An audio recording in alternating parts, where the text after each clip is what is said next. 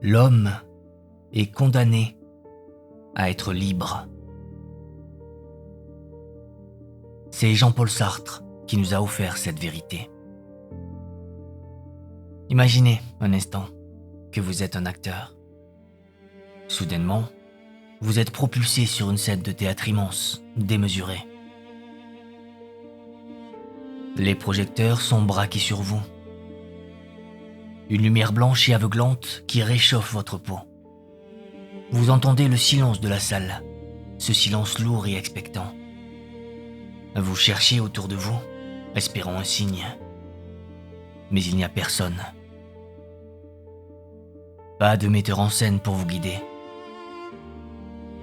Pas de souffle caché dans la trappe pour vous murmurer vos répliques.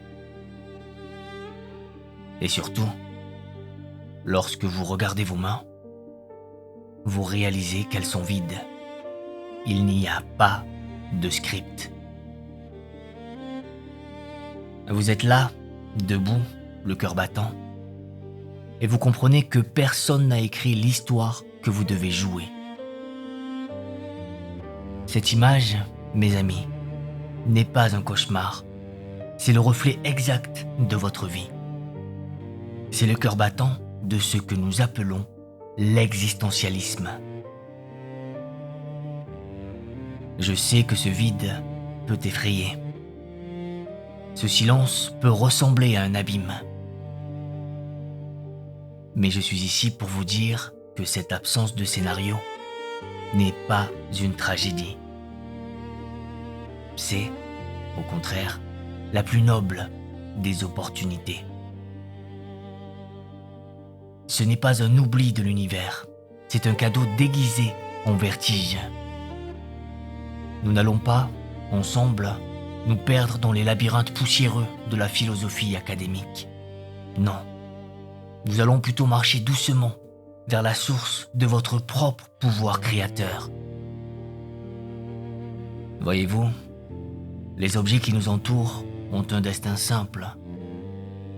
Le couteau a été forgé pour couper. Avant même que le métal ne refroidisse, sa mission était décidée. La coupe a été façonnée pour contenir l'eau. Son but a précédé son existence. Ils sont prisonniers de leur fonction. Mais vous n'êtes ni un couteau, ni une coupe. Vous êtes apparu dans ce monde comme une énigme. Vous existez d'abord, vous surgissez, vous respirez, et c'est seulement ensuite, par chacun de vos gestes, par chacun de vos silences, et par chacune de vos décisions, que vous dessinez qui vous êtes. Vous n'êtes pas né avec un destin gravé dans le marbre. Vous êtes né avec un burin à la main, face à la pierre brute de vos jours. Vous n'avez pas de chemin tracé, car vous êtes, en essence, le chemin lui-même.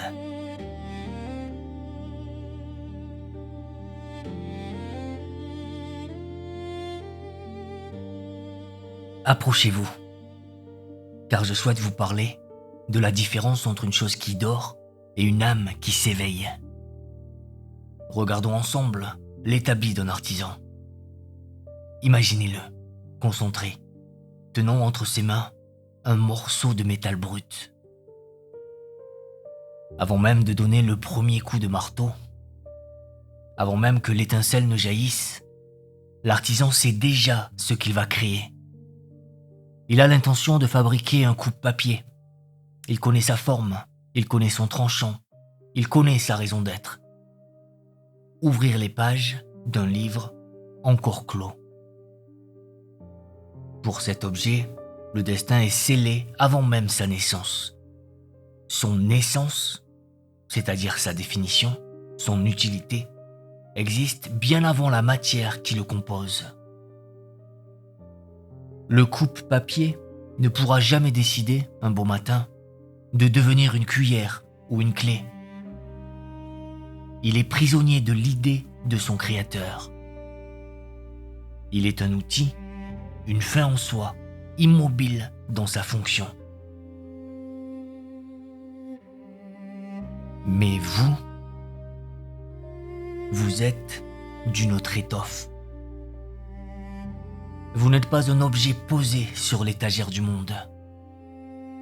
Il n'y a pas eu de plan divin gravé dans les nuages, détaillant qui vous deviez être avant votre premier cri.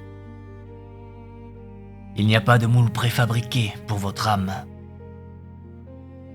Jean-Paul Sartre nous enseignait que pour l'homme, l'existence précède l'essence. Laissez ces mots résonner en vous, non comme une leçon, mais comme une libération. Cela signifie simplement que vous surgissez d'abord. Vous apparaissez dans la lumière du monde, vous rencontrez la vie, vous respirez. Et c'est seulement après, pas à pas, que vous vous définissez. Vous êtes le peintre qui découvre ses couleurs en peignant. Vous êtes l'argile qui se sculpte elle-même. Laissez-moi vous conter l'histoire d'un pianiste prodige, dont les doigts dansaient sur l'ivoire comme la pluie sur un lac. Toute sa vie, il s'était dit « Je suis pianiste. C'est ma nature. C'est ce pourquoi je suis né. » Mais un jour, le destin, dans sa cruelle indifférence, lui ôta l'usage de ses mains. Si cet homme avait été un coupe-papier, brisé et incapable de couper, il aurait été bon pour la poubelle, car son essence aurait été détruite. Mais il était un homme. Il a pleuré, certes, il a contemplé le vide. Puis, il a compris que pianiste n'était pas son être, mais son action. Il n'était pas né musicien, il était devenu. Alors, il s'est levé. Il a appris à composer, à enseigner, à écouter le monde avec une acuité nouvelle. Il a réinventé son essence. Il a prouvé que tant qu'il y a du souffle, le dessin n'est jamais terminé. C'est là que réside votre immense dignité, mais aussi votre plus grand vertige. Si personne ne vous a créé pour un but précis, alors il n'y a personne à blâmer pour vos errances, et personne d'autre à glorifier pour vos sommets. Vous portez sur vos épaules la responsabilité totale de votre monde. C'est un poids, je vous l'accorde, mais c'est le poids de vos propres ailes. Vous n'êtes pas ce que le passé a fait de vous.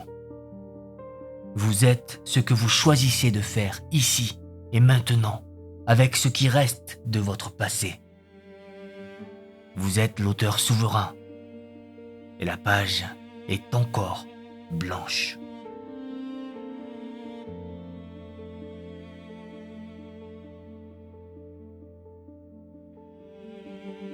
Je vous invite maintenant à marcher avec moi jusqu'au bord d'une haute falaise. Sentez le vent frais sur votre visage. Voyez l'immensité de l'horizon qui s'ouvre devant vous. Et regardez, tout en bas, la mer qui se brise sur les rochers.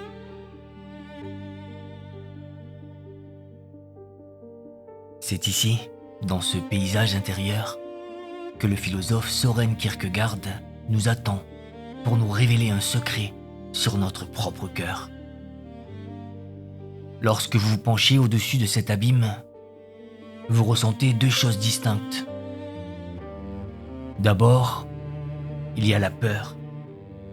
La peur est simple, elle est animale. C'est la crainte que votre pied ne glisse, que le sol se dérobe, que le hasard ne vous précipite dans le vide malgré vous. Mais si vous écoutez attentivement, derrière cette peur, il y a une autre sensation, plus profonde, plus troublante. C'est l'angoisse. L'angoisse n'est pas la peur de tomber accidentellement. L'angoisse naît de la réalisation soudaine et absolue que vous pourriez sauter si vous le vouliez. Il n'y a aucune main géante pour vous retenir par l'épaule, aucune barrière invisible. Rien ne vous empêche de vous lancer, si ce n'est votre propre volonté. C'est cela, le vertige de la liberté.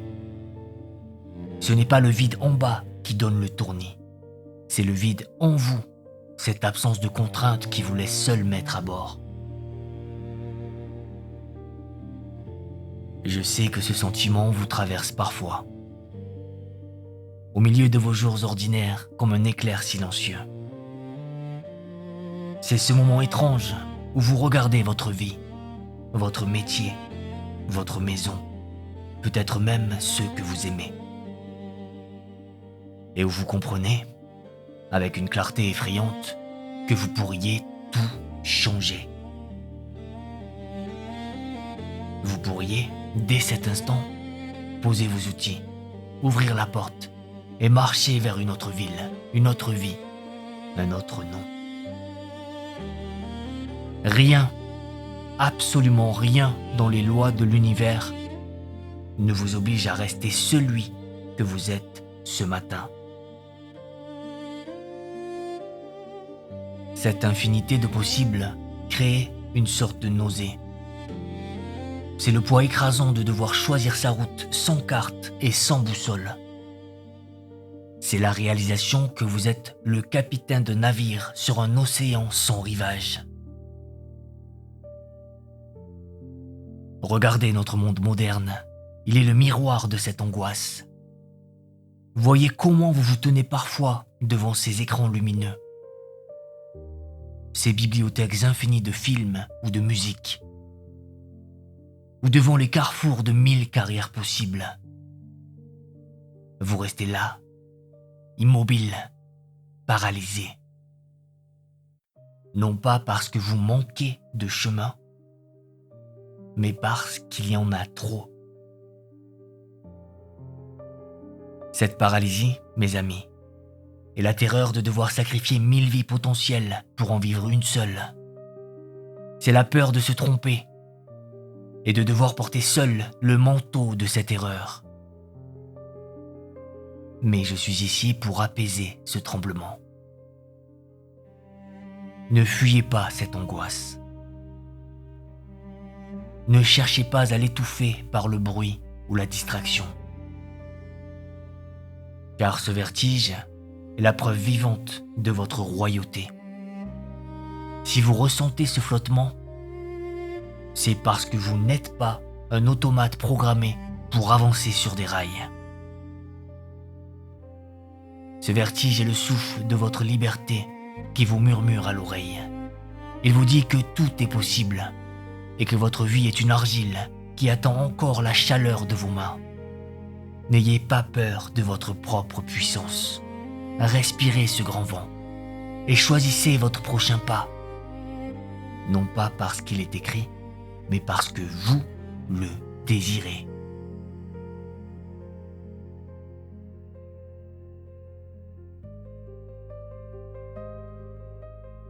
Laissez-moi vous emmener, le temps d'une pensée, à la terrasse d'un café parisien. Asseyons-nous là, invisibles et attentifs, et observons le ballet qui se joue sous nos yeux. Regardez ce garçon de café qui s'approche. Observez-le bien.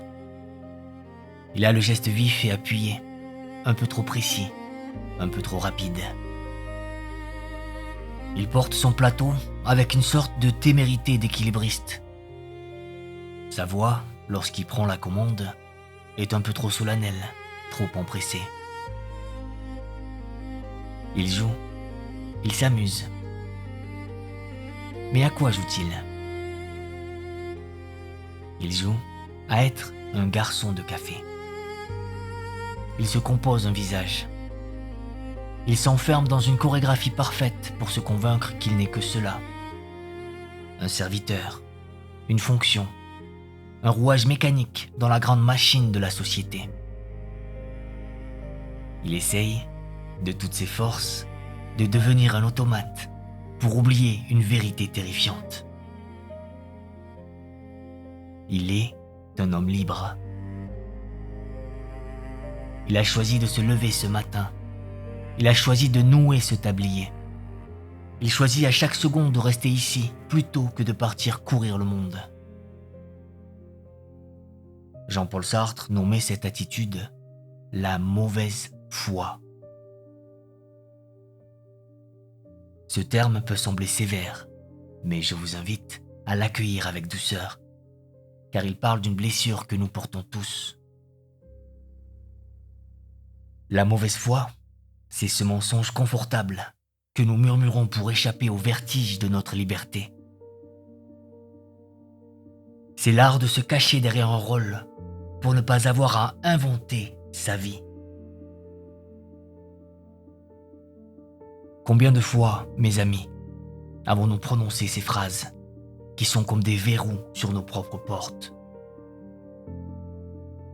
Je n'ai pas le choix. C'est plus fort que moi. Ou encore, c'est ma nature. Je ne peux pas changer. L'existentialisme vient ici, tel un ami exigeant mais loyal, pour nous dire « tu te mens ». Dire que nous n'avons pas le choix est une illusion. Certes, les conséquences de nos choix peuvent être terribles, douloureuses ou effrayantes, mais nous avons toujours le choix. Même le prisonnier, au fond de sa cellule, garde la liberté ultime de choisir l'attitude qui l'opposera à ses geôliers. Ne pas choisir, se laisser porter par le courant, c'est encore et toujours faire un choix. Je sais que cette vérité brûle autant qu'elle éclaire. Regardez autour de vous, et peut-être en vous. Pensez à cette personne qui reste dans un emploi qui éteint sa lumière intérieure, jour après jour, en répétant « Il faut bien vivre, je ne peux pas partir ». Pensez à cet autre qui demeure dans une relation où l'amour s'est transformé en poison, en soupirant « C'est compliqué ». Dans ces moments-là, nous faisons comme le garçon de café. Nous nous chosifions.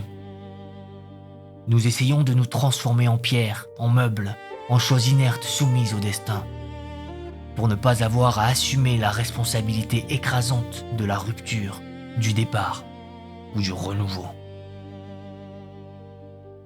Mais je suis ici pour vous rappeler que vous n'êtes pas une pierre. Vous êtes un feu vivant.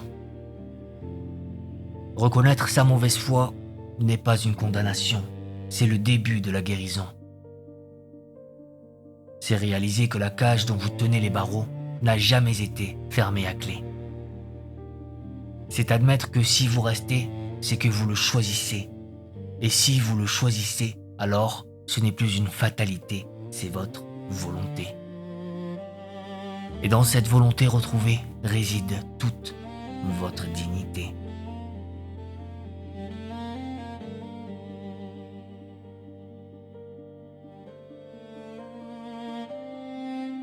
Il est temps, mes amis, de gravir ensemble une montagne aride sous un ciel silencieux.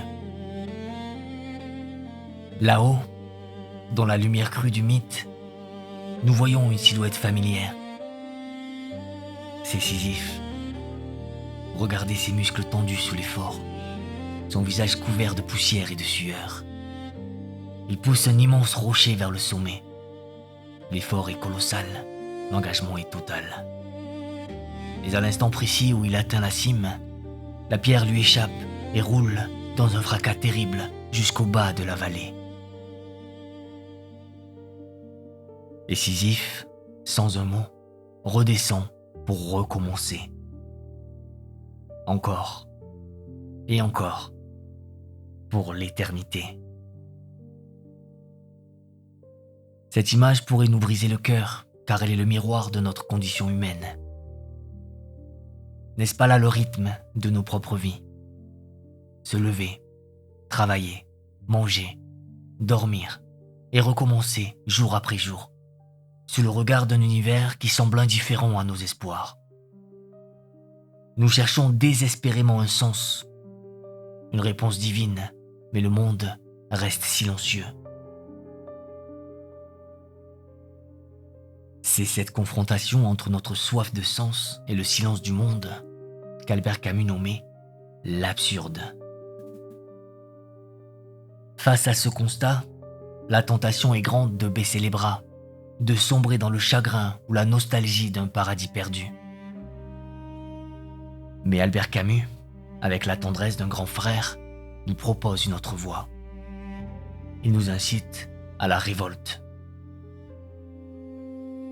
Non pas une révolte faite de violence et de cris, mais une révolte de l'âme, une acceptation lucide et fière de notre destin. Le moment le plus important de ce mythe n'est pas celui où Sisyphe pousse la pierre. Non. Le moment sacré, c'est celui où il redescend. Imaginez-le. Il marche d'un pas lent vers la plaine. Il sait que le rocher l'attend. Il sait que la tâche est sans fin. Mais dans cette descente, il est pleinement conscient. Il ne se plaint pas. Il ne fuit pas. Il regarde son destin droit dans les yeux et il l'accepte. À cet instant précis, parce qu'il sait, parce qu'il choisit de retourner vers son fardeau, il est plus fort que son rocher. Il est souverain. Camus nous offre alors cette phrase qui résonne comme une bénédiction. Il faut imaginer Sisyphe heureux. Alors comment peut-il être heureux? Parce que le bonheur ne réside pas dans l'achèvement de la tâche. Il n'y a pas de récompense finale, pas de sommet définitif où nous pourrons enfin nous reposer. Le bonheur est dans la lutte elle-même. Il est dans la chaleur de la pierre sous la main, dans la tension du muscle qui se sent vivant, dans l'air vif que l'on respire ici et maintenant. Pensez à l'artiste qui trace une œuvre magnifique sur le sable d'une plage ou sur un mur voué à la destruction.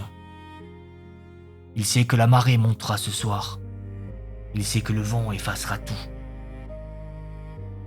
Pourtant, il crée avec une joie intense, avec une minutie amoureuse. Son œuvre n'a pas besoin d'être éternelle pour être belle. La valeur de son art n'est pas dans sa durée, mais dans l'acte sacré de sa création.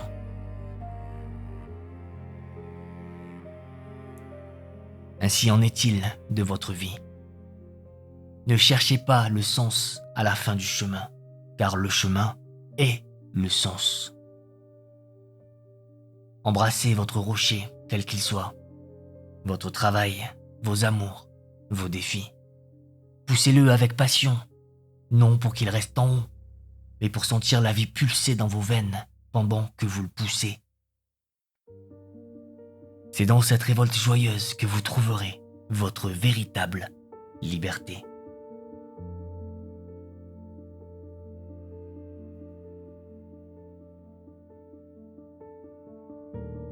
Nous voici arrivés, mes amis, au terme de ce voyage à l'intérieur de vous-même.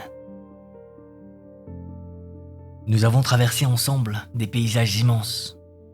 Nous avons contemplé la toile vierge de votre naissance. Nous nous sommes penchés au bord de la falaise pour sentir le vent de votre liberté. Et nous avons vu tomber les masques que la société nous impose parfois.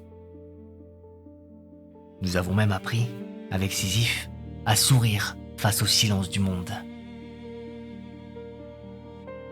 Tout cela peut sembler vertigineux, je le sais. On a souvent reproché à l'existentialisme d'être une philosophie sombre, une pensée du désespoir. Mais si vous avez écouté avec votre cœur, vous avez senti tout le contraire.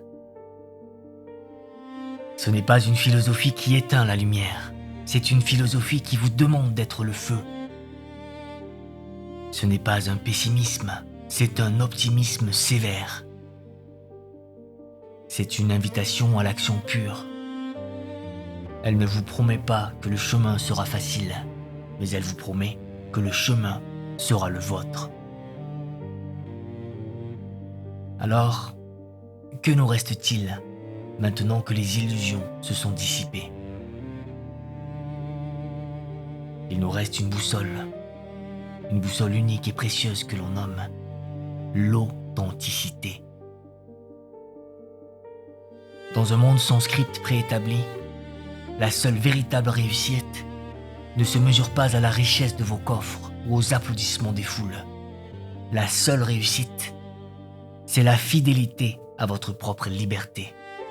L'authenticité, c'est le courage de ne pas vivre selon les règles dictées par le regard des autres, mais selon les valeurs que vous avez vous-même forgées, choisies et assumées.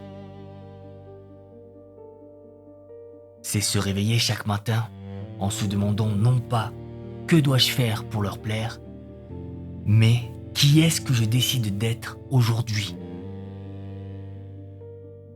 N'oubliez jamais cette image que je dépose au creux de vos mains. Vous êtes le seul auteur de votre vie. Il n'y a pas de co-auteur, pas de correcteur.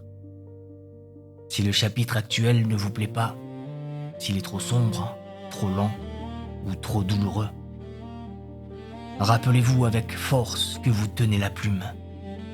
L'encre est votre temps, la page est votre présent. Rien ne vous oblige à écrire la suite de la phrase en suivant la logique du début.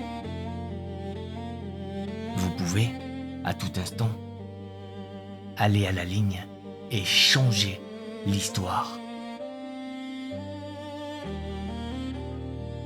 Avant de nous quitter, je voudrais vous remercier. Vous m'avez offert ce qu'il y a de plus précieux au monde, votre temps. Ces minutes que nous avons partagées sont une tranche de vie irrécupérable, un grain de sable qui a glissé pour toujours dans le sablier. Merci d'avoir choisi de consacrer cet instant à l'élargissement de votre âme. Je vous laisse maintenant retourner au monde. Mais n'y retournez pas comme un objet ou un automate. Retournez-y comme un créateur. Embrassez le vertige, car il est le signe que vous êtes vivant. Ne craignez pas le vide, car il est l'espace où vous allez bâtir votre essence. Allez et devenez celui que vous êtes.